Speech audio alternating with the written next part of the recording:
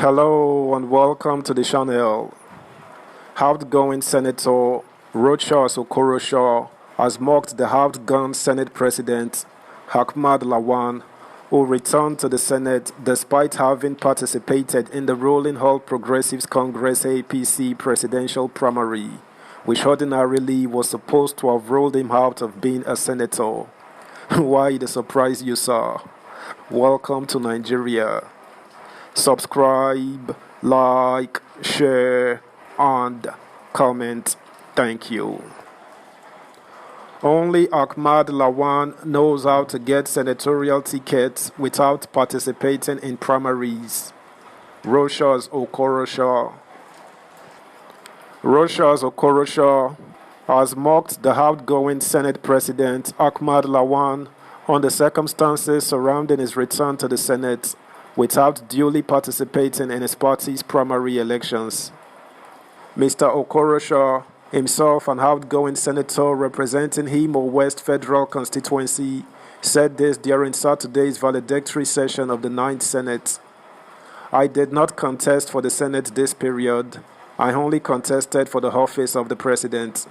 You are a very smart politician. How you came back to the Senate is another chapter in our political history that we need to discuss. I was there in the field with you running for president.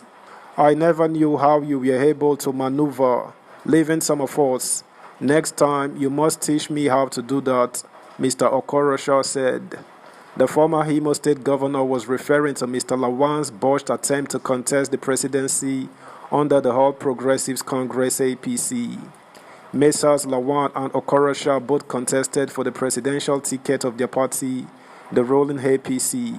However, while Mr. Lawan is going to be part of the 10th Senate under very controversial circumstances, Mr. Okorosha isn't. Mr. Lawan's participation in the APC presidential primaries, which he lost to now President Bola Ahmed Tinubu, made him ineligible to contest for the Yobe North senatorial ticket of the APC, according to the Electoral Act. In accordance with the law, Bachir Machina, Mr. Lawan's placeholder, was declared winner of the APC primaries as supervised by the Independent National Electoral Commission, INEC. However, the Supreme Court, in a controversial judgment, ruled that Mr. Lawan was the authentic candidate for the Yobe North Senatorial District. In response to Mr. Okorosha's mockery, Mr. Lawan said that his constituents and party stakeholders had appealed on his behalf up to the Supreme Court. "I didn't even appeal the judgment that did not give me the contest. The party and the stakeholders appealed on my behalf up to the Supreme Court. So there is nothing critical or remarkable.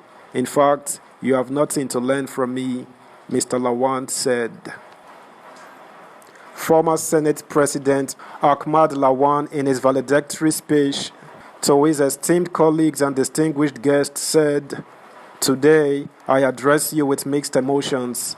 On the one hand, there is a sense of accomplishment for all that we have achieved together, and gratitude to God Almighty for the privilege of serving the people of Nigeria and being a part of this revered legislative body, the Senate of the Federal Republic of Nigeria.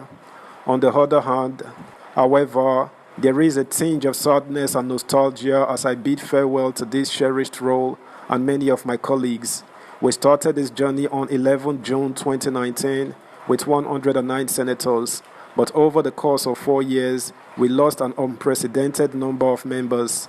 Senator Ignatius Longjan, representing Plateau South; Senator Adebayo Osinowo, representing Lagos East; Senator Rose Oko, representing Cross River North; Senator Benjamin Uwajumogwu, representing Imo North.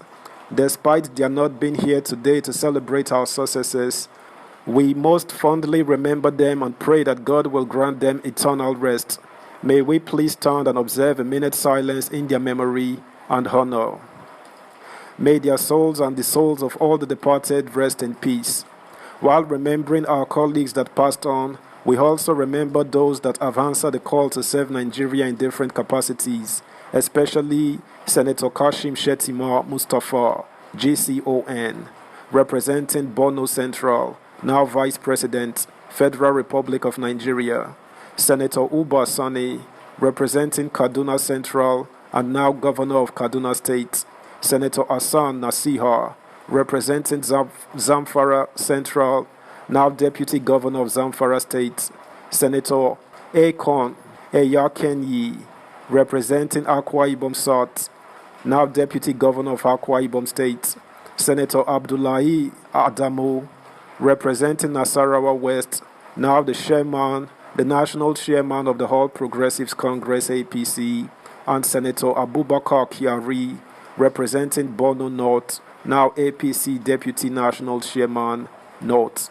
They were all vibrant members of this chamber who contributed to the success of the 9th Senate and are now contributing to Nigeria's political development and stability. Distinguished colleagues, the 9th National Assembly was inaugurated 4 years ago at a time of heightened political tensions and threats to security, especially by BH, which perpetrated acts of abductions, suicide bombings of civilian targets, and government infrastructure in the Northeast. This situation was further worsened by decades of communal conflict between nomadic herders and farmers in the North Central, militancy in the South-South, and agitations for devolution of powers and secession in the Southeast and Southwest. The economic outlook was equally grim, with predictions of slow real GDP growth, depressed oil demand, and its impact on Nigeria's earnings and prospects for economic growth, huge infrastructure deficits, leakages and revenue losses, uncertainties among investors, growing youth population and rising unemployment, as well as high inflation rates, among others. To further complicate things, we also inherited a legacy of antagonistic and sometimes hostile legislative-executive relations characterized by mutual distrust and suspicions. Some consequences of that strained relationship included delays in the passage of the budget, weak oversight by committees, and non-compliance to legislative summons, among others. In response to these challenges, we adopted the slogan, "A Senate that works for Nigerians," and a legislative agenda that defined our legislative priorities in the short, medium, and long terms, and specific actions towards meeting our overall objective of providing good representation for Nigerians. Our approach was evidence-based and drew from the study on citizens' expectations of the 9th National Assembly. That's all we can take, guys. Thanks for listening. Until next time. Bye.